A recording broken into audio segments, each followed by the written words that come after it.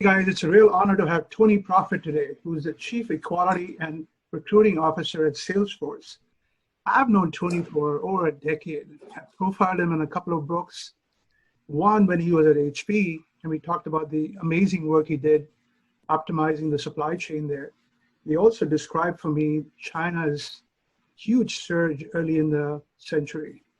And then the second time I profiled him at Microsoft, when he was helping them rethink education. Now, given those two topics, I could spend an hour with him just on those two topics, given what's happened during the pandemic. But his role at Salesforce is even more impressive, given that, Salesforce obviously has been a huge stock market winner, but they've been increasingly focused on not just focusing on the shareholder, but also on the broader stakeholders. And so, Tony, this is going to be a great opportunity to talk about, some of the diversity and other initiatives. Thank you for joining me. Why don't you fill a little more of your background before we kick it off? Well, Vinnie, thank you. It's an honor and a privilege to join you. Thank you for your interest in the things that we're doing at Salesforce. Let's see, my background. I guess I would start with the beginnings, which were grew up as an Army kid. So we were all over. I had two siblings that were actually born in Germany, right? And I was born at Fort Sill, Oklahoma. And those are kind of the beginnings, and that's think about rural Oklahoma. Those are kind of, I guess you'd say they're my roots, but quickly, spun into the Midwest and basically say, where did I grow up? I'd say it was in Michigan, Lansing, Michigan. I went to high school there, the end of middle school, and then went to college in Flint, Michigan. At a school that no longer exists, General Motors Institute. So that was my undergrad, and that was my beginning trajectory into business. And started right after undergrad, working at General Motors, and then pivoted after a stint at grad school into consulting, and that took me to kind of the next kind of important chapter, which was a chapter of entrepreneurism. And I was part of a company that was funded by a large multinational company, a startup focused on clean energy. And this was in the mid 90s. And so that was really many important lessons. The company was ultimately not successful. And I just learned the lessons of, being a founder, and the responsibilities and the challenges and, the externalities. And when you go through a season like that, what do you take away from the experience, and seeing your own accountability and the ultimate results of it, which ultimately that startup was not successful, the clean energy technology startup. But I pivoted from there into operations, and I've spent quite a while as being an operations consultant at Booz Allen, and I took that operations background and ultimately went at United Technologies and was leading the operations for Carrier, the air conditioning and refrigeration business. And that took me to HP, where we initially met, and where I was ultimately leading the PC and printing operations. And from those experiences, I saw clearly the impact that a business could have on society. And you have these large operations at scale that are employing directly or indirectly thousands or tens of thousands of folks, and have a large impact on economies, on communities, a large impact on the environment and carbon footprint. In that season, I was beginning to see clearly, the impact that business can have for good or not, broadly on society. And that really started to sharpen my focus, motivate me, and to see the things that you could do that were good both for all of your stakeholders. And so that was, it inspired me. From there, I went on to Microsoft, and where we intersected again. And this was in a season, Microsoft, think about circa 2015, and the beginnings of the really rise in the prominence, not the very beginnings, but the real prominence of the Black Lives Matter movement, and just experiencing that as a Black man in the U.S., as a Black person, in greater the Puget Sound area, as a Black person in tech. And this kind of was an awakening for me of, where we were at as a society, and some of the injustices that we've long struggled with that, weren't getting any better. And, caused me to begin to act, just to raise my voice, inside the company and talk to the leaders there and share my experiences and to create community some of the other Black folks at Microsoft, particularly in marketing. We founded this little group called Blacklight, which is just a group of informal group, grassroots of Black folks in marketing at Microsoft, talking about the issues in our community at large and how we could raise our voice and share our experiences and try to make a difference. And so those are the beginnings. And there, I had this amazing opportunity to join Salesforce, a remarkable company I'd long admired. Had been on the customer side when I was at HP as a customer at Salesforce, and come to Dreamforce and saw all the amazing things of the Salesforce culture. Imperfect. One of the things I'll say, just as a preface to the whole thing is, there's no pretense that we got it right every time and that we have all the answers. It's a human enterprise. We're certainly fallible, but it's a remarkable place, and I'm proud and really privileged to be working here at this point. So, Tony, you have a remarkable CEO, Mark Benioff. I've done about 50 of these interviews. At least 3 people unsolicited have mentioned him as an inspiration. So I heard him say a couple of months ago, he said, is this a pandemic or an epidemic? He said, we started off as a health crisis, then it became a financial crisis, and pretty soon we had the diversity, the Black Lives Matters crisis, right? So it's bang, bang, bang. I mean, HR people must be drowning with all the stresses, to have 3 of them right after one after another.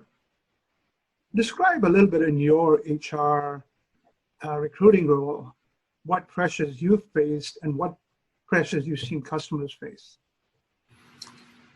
Well, first I would just start with acknowledging the moment that we're in, starting with the pandemic, and just anyone out there listening, offer my support and sympathies if you've been personally affected by COVID-19, if you have a loved one who's been affected, and just wishing everyone out there, wherever you're at in the world, listening, wishing you safety and wishing you good health. And as these last couple seasons have unfolded, clearly that's where the crisis began, and with the pandemic, and obviously it continues, and the pivot that all companies are facing of how do you, in this work from home situation we're facing now in a persistent way, how do you continue to connect, how do you continue to inspire, how do you continue to build community, how do you support your employees to make sure that they have a balance between their responsibilities at home and for example, childcare or elder care, and doing their best work. And so, I mean, this is clearly not a unique insight, but these are certainly the challenges that leaders and businesses around the world are facing right now. Tony, you specifically, what would you say? Describe a little bit from a personal Salesforce experience. How has it made it more difficult to recruit or just manage the whole HR function? Well, at Salesforce, we human resources, we call it employee success, and so I work for Brent Hyder, and Brent is the Chief People Officer at Salesforce. So he leads the function broadly, and I lead equality and recruiting as part of his team. And a great example is everything is now virtual, and so everything from the recruiting experience, where you would at times have an in-person interview, not always, to internships, and having summer interns, and pivoting that to a virtual experience, and having to reimagine all the ways that we connect with folks that are part of the company, that are interning with the company, that we're trying to introduce and bring into the company, pivoting all those things to virtual. It's been a fundamental change on many of the people that process it. Tony, let's talk about leadership a little bit. You've obviously had a chance to work with a whole variety of people, right? Everyone from Ray Lane at Booz Allen to Mark Hurd to people at Microsoft. But there's no blueprint to lead in this pandemic, right? What have you drawn on? Is it mentors that you've had? Is it faith? Is it what? Describe a little bit about what have you drawn on? Clearly you have Mark Benioff, who's a hugely inspirational leader, but what else have you drawn on in this crisis?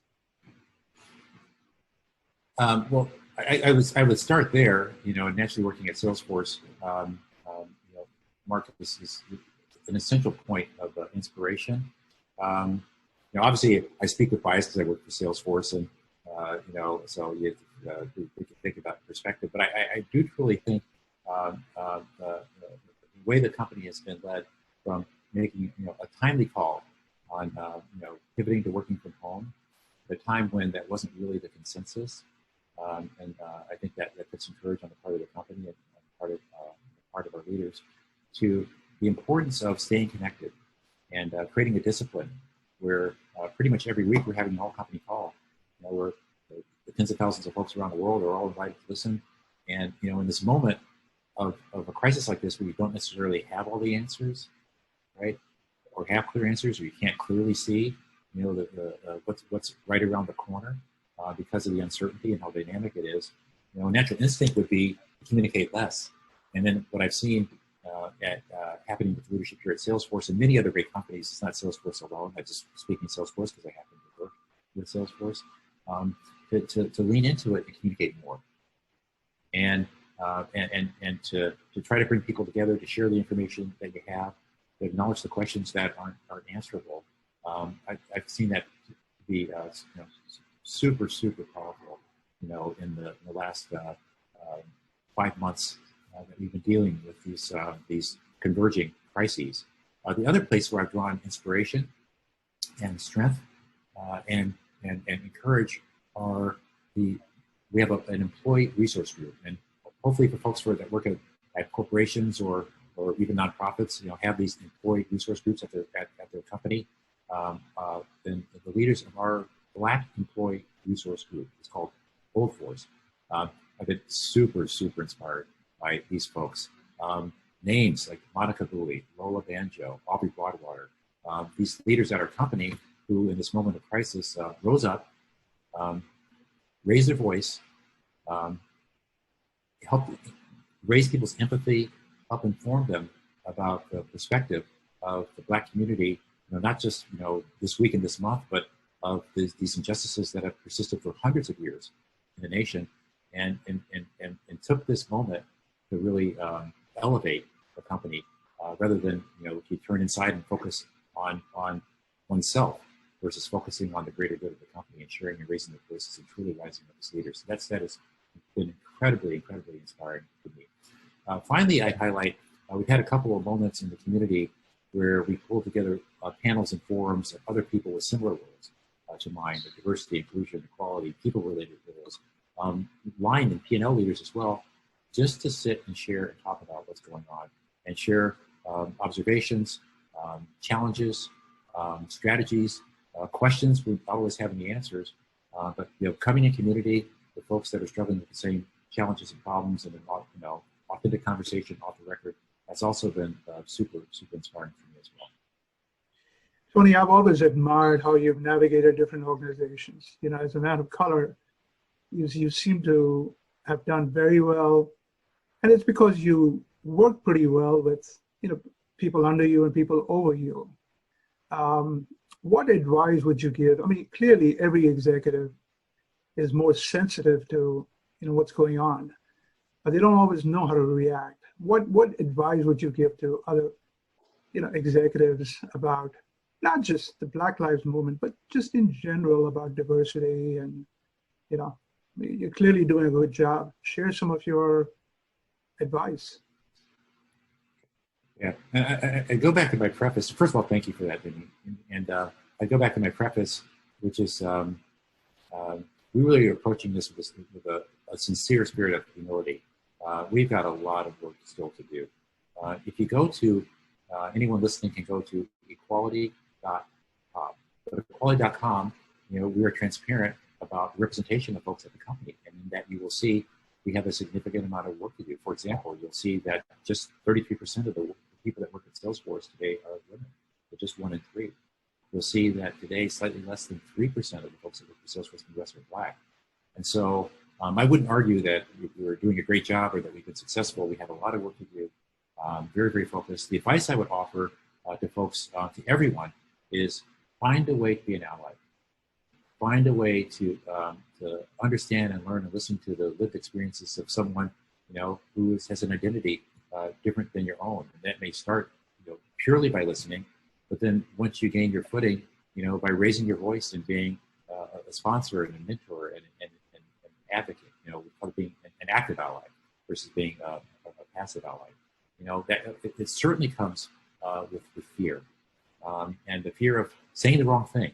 And at one point, I was talking to a leader about why they weren't more engaged, and the person said to me, "Closed mouth never has foot inserted," and the fear of just saying the wrong thing. And people can be at times unforgiving, if you don't get it quite right, which isn't the right way, in my view, to invite in and bring in allies. And so overcoming that fear, even in this moment, even as a Black man in the midst of this racial equality and justice crisis, even sometimes I'm a little fearful of, am I saying that right? Am I getting it exactly right? So we all have this. Take the time, educate yourself, find a network of people to mentor you, to reverse mentor you, and to inform you about the issues, the perspective, the opportunity, the words to use, right? People ask me, is it okay to say Black, or should I say African American, right? It was a fair and legitimate questions. It's okay to say Black, but if you're stuck at that point of not having the language, because obviously language is the critical tool of leadership, you're frozen in your ability to act. So educate yourself, talk to folks of varying identities, bring them into your circle, bring them into your team, into your leadership team. And those are really, really important ways to act. And then as companies, find ways to use your platform. Use this moment to sharpen your focus, to clarify your aspirations and to clarify your values and what it is in this season and the coming seasons, the near term, the midterm, what it is that you hope to accomplish to make your company and to make society at large a better place. Tony, that's amazing advice. And like you say, it's going to take some time. People have to overcome their own hesitations. And so that's actually one of the best pieces of advice I've heard. Tony, I know any final thoughts? I could go, you and I remember the couple of dinners we've had. We could spend hours. I'd love to talk to you about China and supply chains and, how education's changing. But any final thoughts on diversity and equality and HR issues? Yeah, well, I'll broaden the aperture a little bit. First of all, I look forward to seeing you at some point in person, or even just some kind of virtual dinner or coffee. So I absolutely look forward to that, and think back fondly to the times that we spent together. You think about these crises that we're facing: the pandemic, the economic crisis, racial equality and justice crisis, and this is a defining moment, and it's going to change. It's fundamentally, every important aspect of society, right? When you think about the nature of work as it was at the end of 2019, and what the nature of work will be like at the beginning of 2021, right? And all the ideas and all the dogma of, well, you must come into the office or you can't be productive, you can't really collaborate. You think about the nature of education, right? And the way we traditionally thought about education, of a school is a place, it's a physical place you must go to, and clearly that's not the reality today. And for the short and midterm, it won't be the reality for many kids around the world, certainly in the U.S. And so it's going to fundamentally change. We think about the nature of our justice system, the nature of economic opportunity. This is a moment of reset. And it's a time where dogma is stripped away, and things that were long held fallacies of you must be in this physical location in order to do X. People are seeing the reality of new ways to collaborate and inventing and imagining new ways. And the challenge that's ahead of us is to take this moment and to use those opportunities to make the world a more equal place, a more fair place, with more opportunity for all, that's synergistic. It's going to create a more vibrant recovery to our economy and economies around the world, and create more opportunity for everyone. So I say, aim high, think about the reset, think about these fundamental things and how we use this moment to reinvent and reimagine these core aspects of society for the better, so that we're sitting here, when the pandemic has passed and the economy hopefully is recovering, still faced with racial equality and justice crisis, and we're doing all that we can to make the world a better place. Tony, inspirational as usual. I look forward to the virtual dinners. Thank you so much. Stay safe, and I genuinely look forward to some more of the conversations. It's a fantastic honor and a privilege. Great to see you. Thank you.